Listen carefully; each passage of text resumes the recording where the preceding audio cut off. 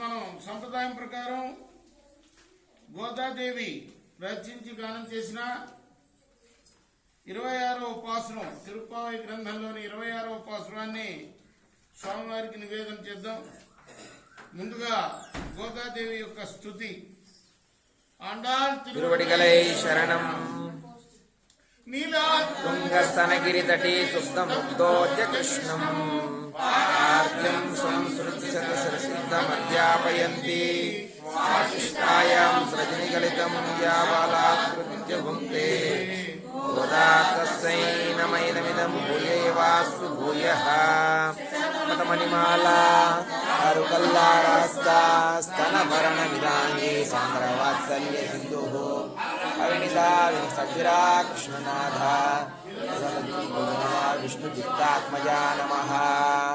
హే పూర్వపాల్గుణ్యాం తులసీ కారణోద్భవాం హే విశ్వంభరాం గోదాం వందే తిరంగనాయకీం. తిరువడిగలై శరణం. అలే మణివಣ್ಣ మార్గలు నీరాడువాన్ నీలయ్యార్ செய்யனங்கள் வேணும் மஞ்சளிலே ஞானத்தெல்லாம் வளர்ந்த முரல்வன பாலன்ன வண்ணத்தோ பாஞ்சசன்னியமே ஓல்வன செங்கங்கள் குடிப்பாடையனவே குலப்புறம் அரியே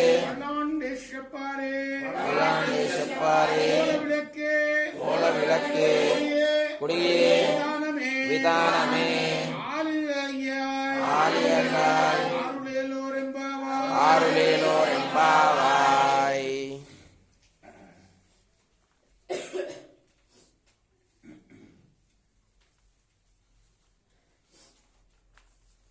ఆశ్రిత వ్యామోహం గలవారా కృష్ణ, అలానే ఇంద్రనీల మలిని బోలిన కాంతి గలవాడ,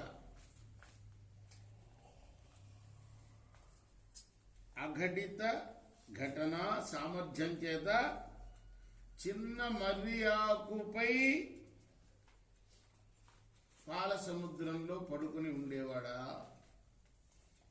మేము మార్గశీర్ష స్నానం చేయకోరి దానికి కావలసిన పరికరాల్ని అర్థించి నీ నుండి పొందడానికి వచ్చామయ్యా. ఆ స్నాన వ్రతాన్ని మా పూర్వులు ఆచరించి ఉన్నారు. నువ్వు వింటే దానికి కావలసిన పరికరాలన్నీ చెప్తాం. ఒకటేమో ఈ భూమండలం మొత్తం శబ్దం చేయగల శంఖం ఒకటి కావాలి. ఇంకోటి విశాలమైన చాలా పెద్ద పరా అనే వాయిద్యం కావాలి. ఇంకోటేమో మంగళగానం చేసే భాగవతులు కావాలి. భాగవతులు అంటే భగవంతుని భక్తుల్ని భాగవతులు అంటారు. అందరికన్నా పెద్దలు నారదుడట. పెద్ద భక్తులు ఎవరయ్యా అంటే నారదుడు. ఇంకా మంగళ దీపాలు కావాలి, ధ్వజాలు కావాలి, మేలుకట్లు కావాలి. ఈ పరికరాలన్నీ కూడాను కృప చేయవయ్యా.